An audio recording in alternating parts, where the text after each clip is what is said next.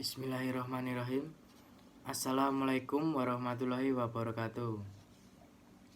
Pertama-tama, marilah kita panjatkan puji dan syukur kita kepada Allah Subhanahu wa Ta'ala yang telah melimpahkan rahmat kepada kita semua.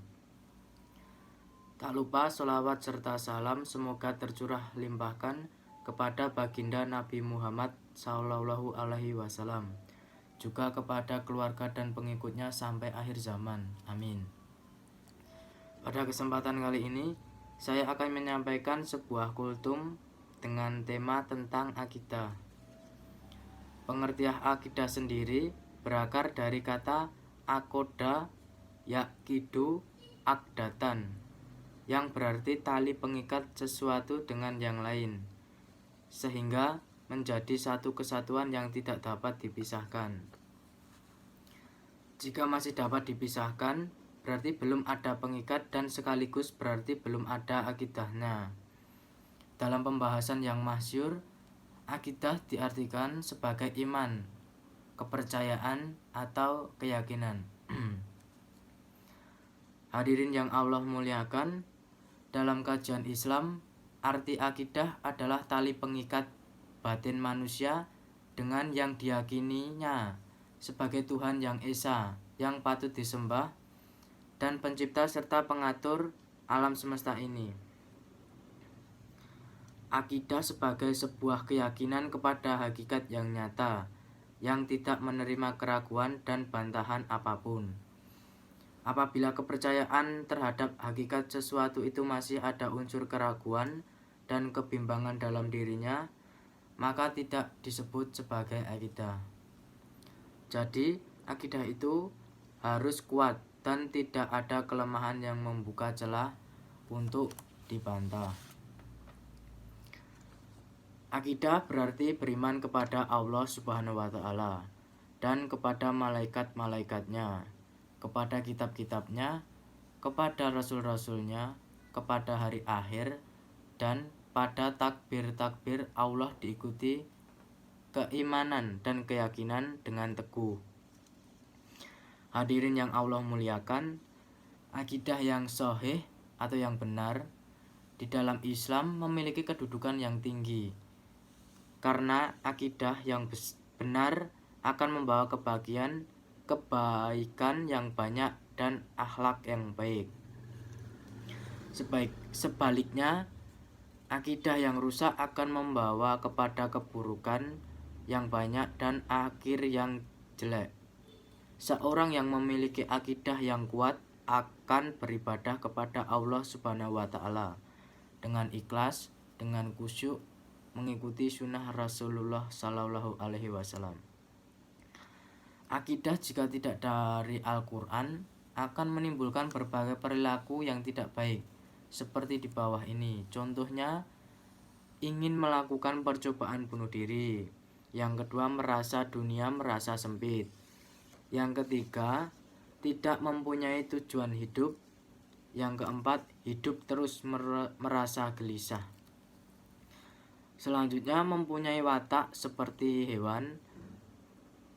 Terus, hidup seperti kehilangan unsur kebahagiaan. Hadirin yang Allah muliakan, orang yang memiliki akidah yang kuat akan memiliki akhlak yang hasanah atau akhlak yang baik.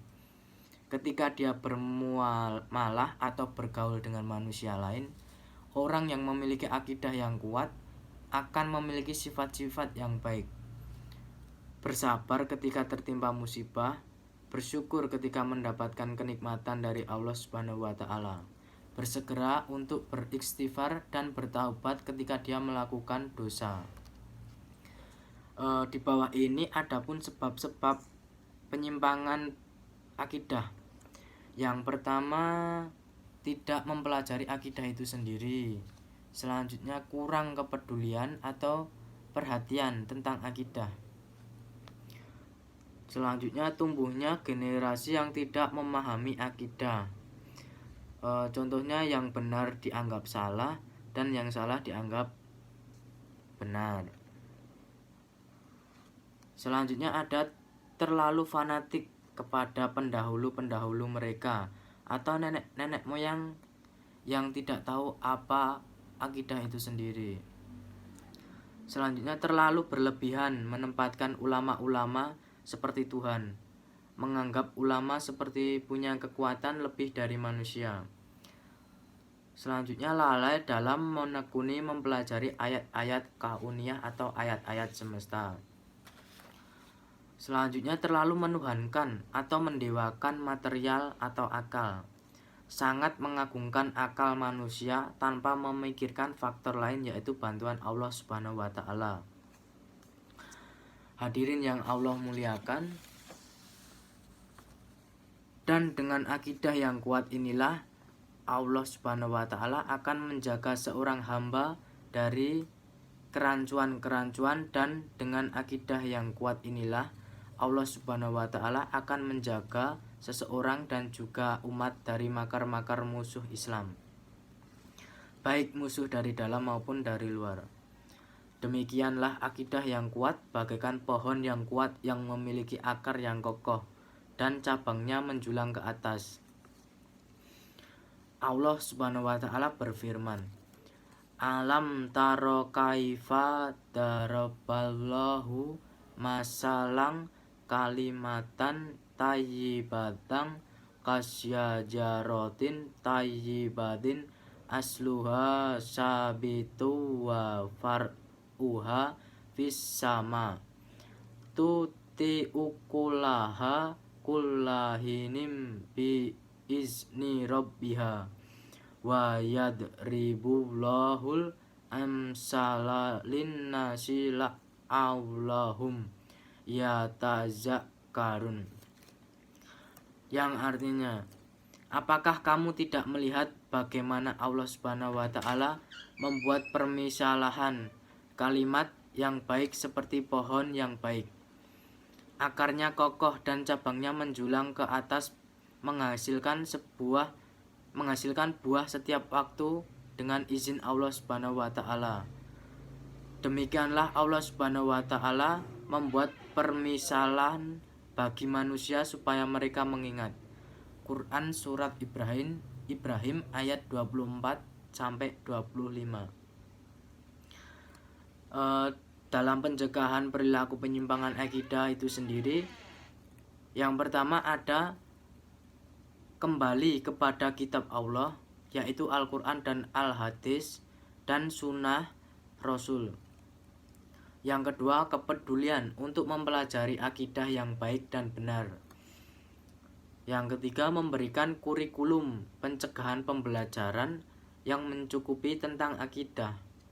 Yang keempat, dakwah ulama untuk memperbarui akidah serta menolak penyimpangan akidah.